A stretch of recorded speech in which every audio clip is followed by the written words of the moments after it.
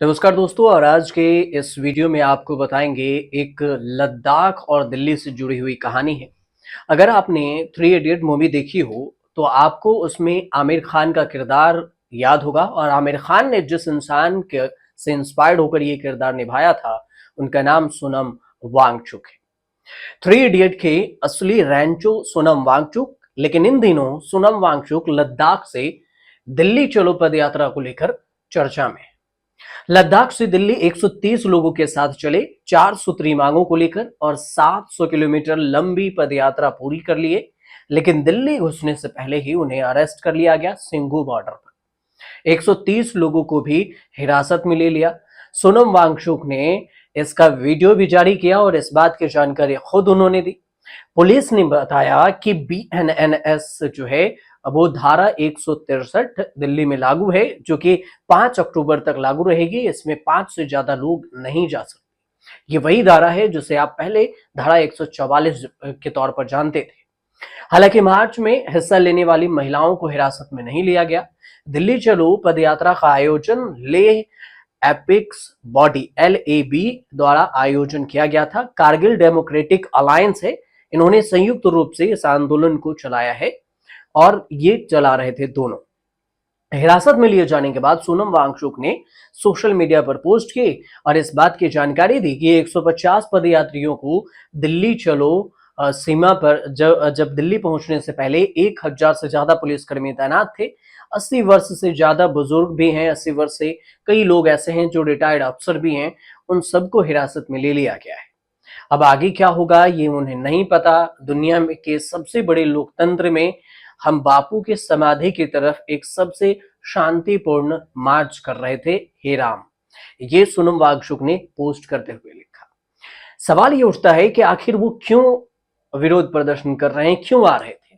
लेकिन इसे बताने से पहले आपको बता दें कि इस सब के बीच में जैसे ही दिल्ली के नए सीएम आतिशी मार्लेना को इसकी खबर हुई तो आतिशी मार्लेना भवाना पुलिस स्टेशन पर सोनम वांगचुक से मिलने पहुंच गई।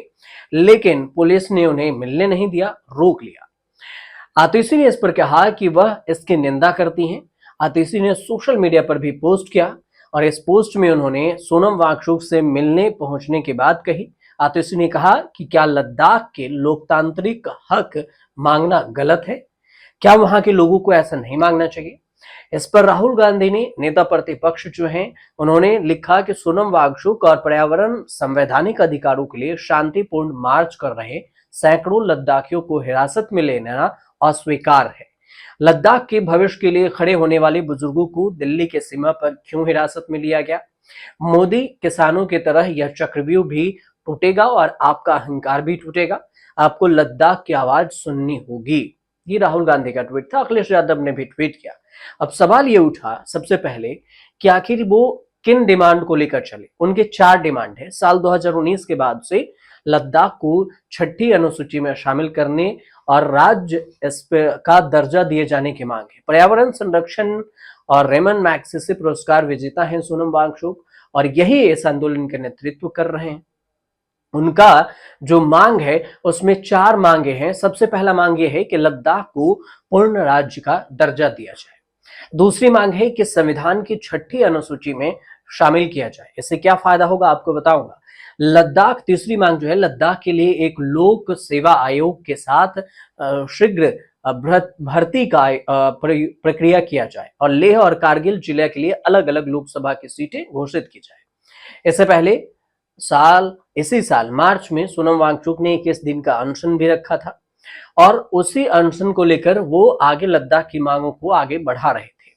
अब जो उनकी मांग है उसमें क्या है, अनुसूची 6ठी अनुसूची में शामिल होगा अगर मांग, तो फिर इससे पूर्ण राज्य का दर्जा मिलेगा। 370 की धारा जब से लागू हुई तब से 6ठी अनुसूची में संविधान की जो धारा है 244(2) और अनुच्छेद 275(1) के तहत विशेष राज्य का प्रावधान है, विशेष प्रावधान है। इसमें असम, मेघालय, त्रिपुरा और मिजोरम में जनजातियों के लिए है। अगर 6ठी अनुसूची लागू होती है तो इससे कई क्षेत्रों में लद्दाख वासियों को फायदा होगा, जैसे जिला परिषद के गठन का प्रावधान कर सकेंगे ये स्वतंत्र रूप से। और इसके अलावा टैक्स, कारोबारी, रेगुलेटरी जितने भी हैं उन सब का लाइसेंस ये खुद से जारी कर सकेंगे। इन्हें सरकार पर निर्भर रहने की जरूरत नहीं पड़ेगी। तो ये कई सारी चीजें मांग है जिसको लेकर ये कह रहे हैं कि छठी अनुसूची में इसे लागू किया जाए। अब सवाल ये उठा कि आखिर सोनम वांगचुक कौन है? सोनम वांगचुक शिक्षाविद और जलवायु कार्यकर्ता हैं। उनका जन्म 1 सितंबर 1966 को अलची, लद्दाख में हुआ। वह student education and cultural movement of Ladakh के संस्थापक निदेशक भी हैं। 1993 से 2005 तक वांगचुक ने लैंडिस मेलॉग और लद्दाख की एकमात्र प्रिंटिंग पत्रिका है जिसके स्थापना की संपादक के रूप में काम किया। शिक्षा में मैकेनिकल इंजीनियरिंग कर चुके हैं।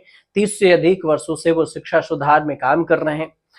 थ्री इडियट जो मूवी बनी वो सोनम वांगचुक के जीवन से ही प्रेरित है और इस फिल्म के बाद वह चर्चा में भी आ गए और फिर एनआईटी श्रीनगर के मैकेनिकल इंजीनियर से उन्होंने पहले पढ़ाई कर रखी है और इसी पर शिक्षा लद्दाख में शिक्षा की स्थिति को सुधारने पर भी काम कर रहे हैं।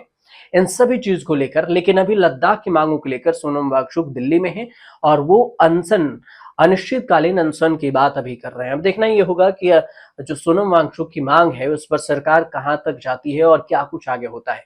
फिलहाल आपको ये वीडियो अच्छी लगी हो तो हमें कमेंट में जरूर बताइएगा और चैनल को सब्सक्राइब जरूर करें।